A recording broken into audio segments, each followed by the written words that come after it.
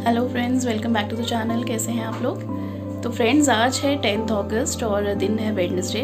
तो जैसा कि आप सब लोगों को पता है कि आज है निर्मल पांडे फिल्म फेस्टिवल।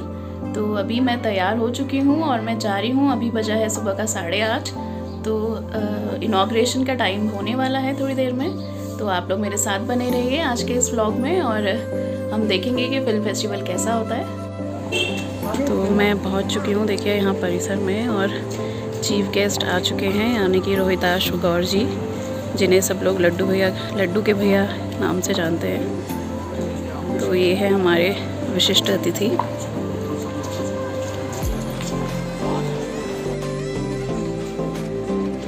पे सारी तैयारियाँ हो चुकी हैं।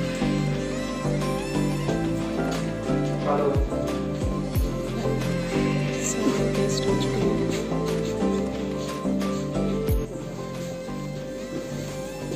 आज के कार्यक्रम की जो शुरुआत है वो इस जगह से शुरू होती है। मैं निर्मल पांडे के परिवार की ओर से और शहर नैनीताल की ओर आप सभी लोगों का हार्दिक स्वागत करता हूँ। आगे के कार्यक्रम में जो विस्तृत दीप प्रज्वलन का कार्यक्रम शुरू हो चुका है। महाकाया रखने वाले तुम्हें प्रणाम है। अनुष्ठान को प्रारंभ करने की आज्ञा है। हमारे पंजाबी साहित्य में कहा गया है कि जल्दी जोई जैसा सोई किसका जानत चाहिए, अर्थात जल्दी दूर जहाँ भी होगी समझिए कि कोई शुभ कार्य संपन्न हो रहा है। उर्दू रहा है। निर्मल पांडे की बहुत ही भव्य प्रतिमा अक्षर पिछा लगाया जा रहा है। दर्शकों को, जनता जनार्दन को उपस्थित बहुत ही आंदोलन के सानिध्य रहा है। अपने व्यस्त कार्यक्रम के बीच हमारे मध्य उपस्थित हैं। हम आपका स्वागत और अभिनंदन करते हैं। और प्रखर लेखक हैं प्रबुद्ध श्री दीप भट्ट की हल्द्वानी से आए हुए हैं अजय पवार जी, मंगलू चौधरी जो अमवा से आए, मंगलू चौधरी जी, और तनुज पाठक है हल्द्वानी से, तमाम आकाश नेगी जी हैं, तमाम सब जो उनके साथ बचपन से भी रहे हैं कुछ लोग, और उनके साथ जिन्होंने काम किया है वो सब यहाँ हैं हम लोगों के साथ। क्योंकि 2 साल से हम लोग जब इस प्रोग्राम को कर रहे थे तो घर में बैठ के पैंडेमिक की वजह से ऑनलाइन हम लोग कर रहे थे। हालांकि उसके जरिए कुछ लोग जुड़े हुए थे, लेकिन असली मजा तब आता है जब सारे लोगों का रिएक्शन सामने से देखने को मिलता है। तो पहले तो मैं आप सबका स्वागत करता हूँ जो नैनीताल के लोग हैं। सबसे पहले तो सबको प्रणाम, जो मंचासीन हैं और जो दर्शक दीर्घा में भी बैठे श्रोता हैं, उन सबको भी प्रणाम। ये बहुत ही सुखद अवसर है और अत्यंत हर्ष और गौरव दोनों का विषय है हमारे लिए कि नैनीताल में, जो कि श्री निर्मल पांडे जी की जन्मभूमि भी है, यहाँ से उन्होंने पढ़ाई भी की, वही कैंपस भी है, उस पर बाद में आऊँगा। ये जो अभी हो रहा है यहाँ फिल्म फेस्टिवल, ये बड़ी अच्छी बात है क्योंकि ये फिल्म फेस्टिवल हो रहा है और इसके पीछे कुछ बातें हैं, कुछ कहानियाँ हैं, वो हम कहेंगे, ज़्यादा वक्त नहीं लूँगा। और जितने भी सुधीजन बैठे हैं उन सब का इंटरेस्ट, उन सब की दिलचस्पी सिनेमा में कहीं ना कहीं है, तो थोड़ी सी बात सिनेमा के इतिहास की करेंगे, निर्मल पांडे जी की करेंगे और आगे बढ़ेगा कार्यक्रम। और आशा है कि आप सबकी सहभागिता बनी रहेगी अंत तक और बहुत ही सुखद कार्यक्रम। भाई गौर अनिल दुबे जी, आदरणीय मंच और प्यारे दोस्त, जब भी निर्मल के बारे में बात होती है मैं बड़ा भावुक हो जाता हूँ और जो कुछ कहना चाहता हूँ कह नहीं पाता। आज निर्मल की स्मृति में निर्मल पांडे स्मृति न्यास द्वारा आयोजित तृतीय निर्मल पांडे स्मृति फिल्म फेस्टिवल में आप सभी का तहे दिल से स्वागत है। माननीय अतिथिगण, माननीय सदस्यगण को मेरा दिली तौर से नमस्कार।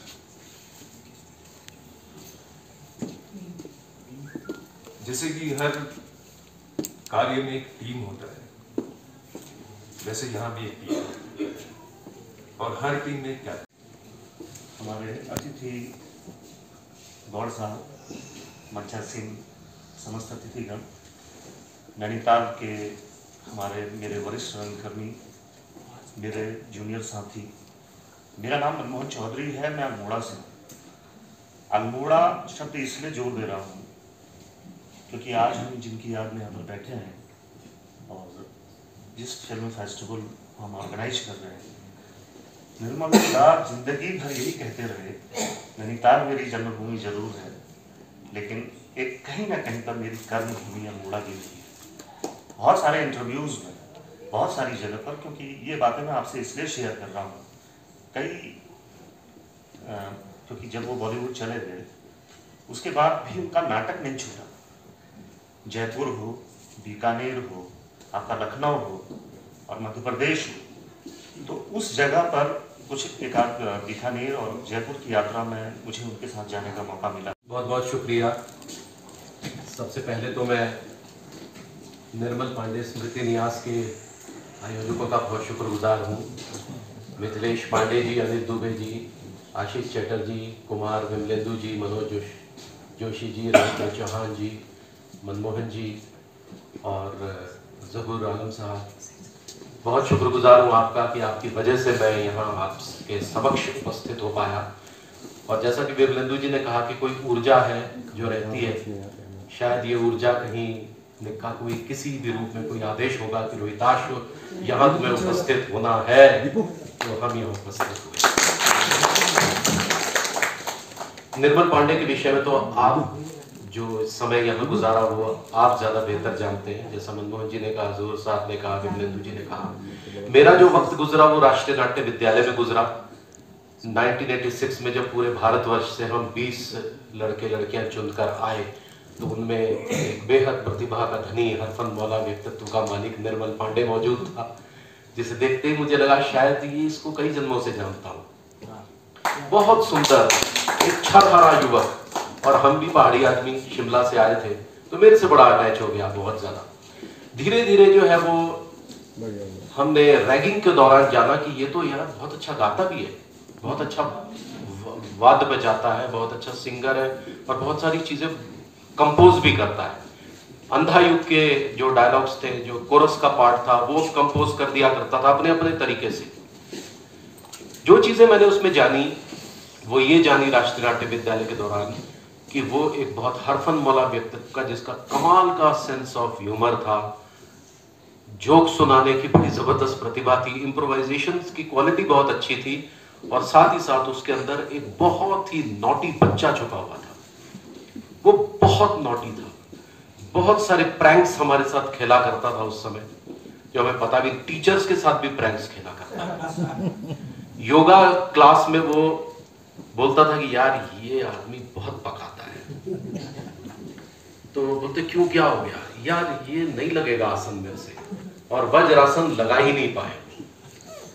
तो उस दौरान मैंने पाया कि वो बहुत दायरे में बंधना नहीं चाहते थे। उनको बहुत ज्यादा जो जैसे कुछ बड़ी एक टेंडेंसी होती है बहुत सारे टीचर्स की, जो बातों को जो है बहुत एक इंटेलेक्चुअल पैमाने पर एक जो सरलता थी, सरलता स्वभाव उसके काम में भी दिखती थी, हमेशा दिखती थी, जिसके लिए हम उनके हमेशा से शुक्रगुजार रहेंगे।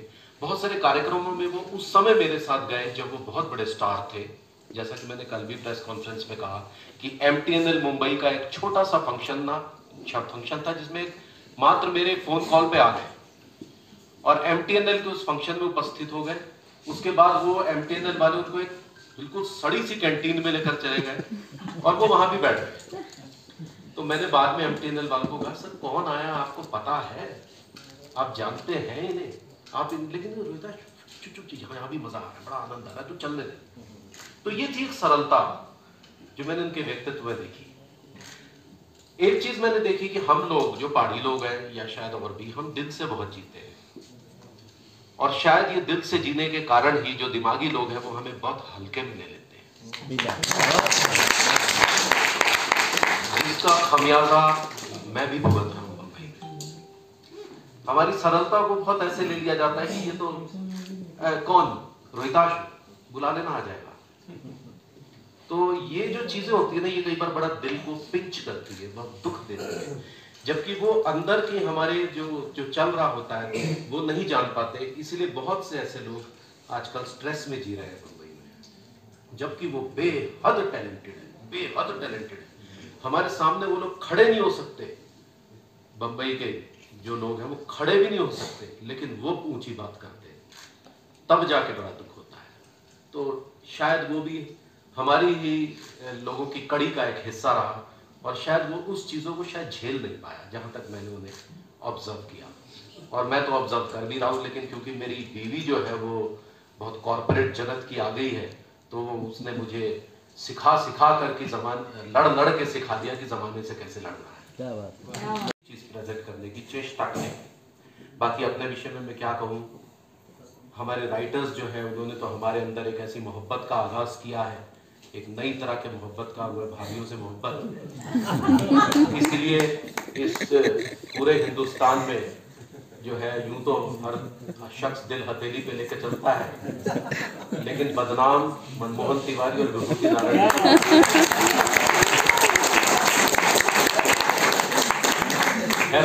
पसंद करते हैं। आज मैं सुबह घूम रहा था, बड़े लोग मिले झील के किनारे, मैं 6 बजे ही निकल गया, तो बड़ा आनंद आया।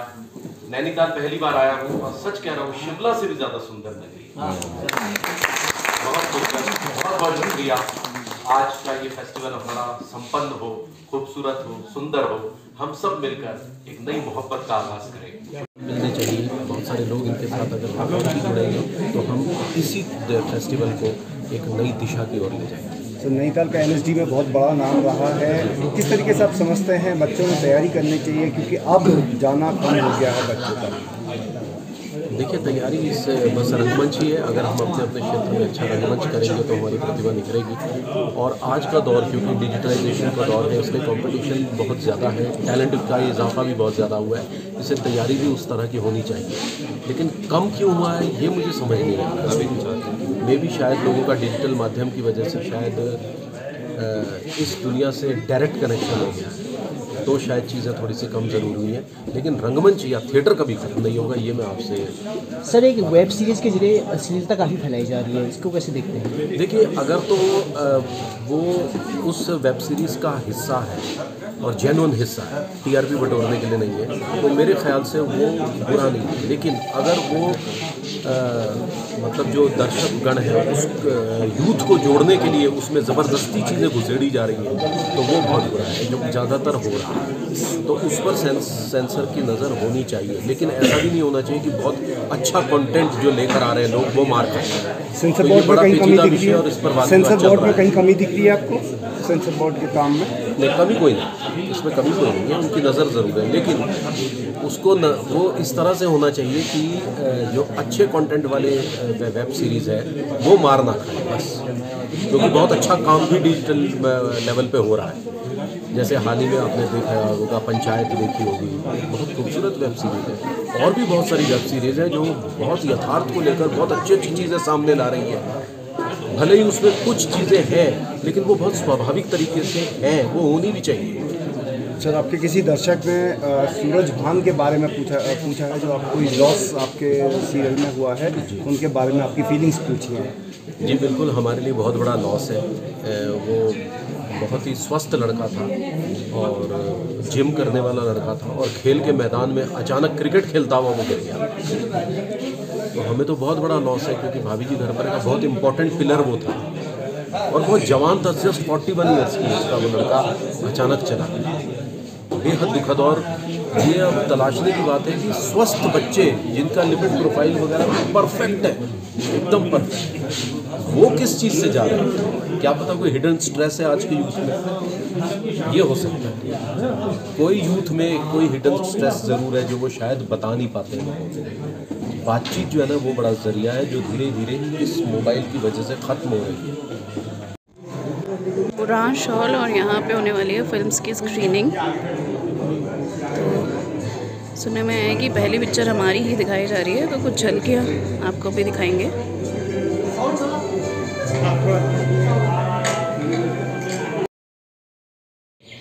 हाँ, काफी कुछ बदल गया।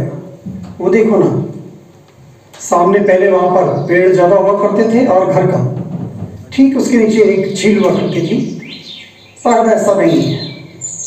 अच्छा, तुम कैसे हो? ठीक हो? अच्छा। और घर में सब? मेरी दीदी कहाँ है? और वो? अरे रुको जरा, वही रखा है, जरा भी नहीं बदली। खैर छोड़ो। How are you? Kriti the entrepreneur lady, very successful. Yes, I am successful and happy. जिंदगी के रास्ते भी कितने अजीब होते हैं और वक्त कितने आसानी से तुम्हें मोड़ देता है। वक्त की बात तुम कर रहे हो, जिसने कभी वक्त की कदर ही नहीं की। तुम तो हमेशा वक्त से विपरीत चला करते थे। मैंने जिंदगी को हमेशा अपनी शर्तों पे जिया है और जीता रहा। जानती हूँ, पर देखो, मैं वक्त के साथ चलती रही और आज कहाँ पर हूँ। सफलता की सीढ़ियाँ चढ़ते हुए आज उस मुकाम को हासिल किया है जहाँ हमेशा से पहुँचना चाहती थी। तो सही होता है राजेश, दुनिया की ज़रूरतें सिर्फ प्यार से पूरी नहीं होती। शायद सही हो, पर पैसों से प्यार नहीं खरीदा जा सकता।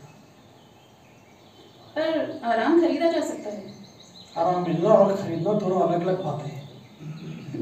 ये बातें सिर्फ किताबों में ही अच्छी लगती हैं राजेश, रियल वर्ल्ड में इनकी कोई वैल्यू नहीं होती। तो फ्रेंड्स, आज का वीडियो का जो फर्स्ट पार्ट है उसको यहीं पे ख़त्म करते हैं। तो ये जो आप देख रहे थे कुछ क्लिप्स, ये एक मूवी की क्लिप्स हैं, क्या खोया क्या पाया, जिसमें मैंने एक्ट किया है। तो कभी मौका मिलेगा तो आपको ज़रूर दिखाएंगे। तो दूसरे पार्ट के लिए आप लोग साथ में बने रहिए। तब तक के लिए बाय बाय।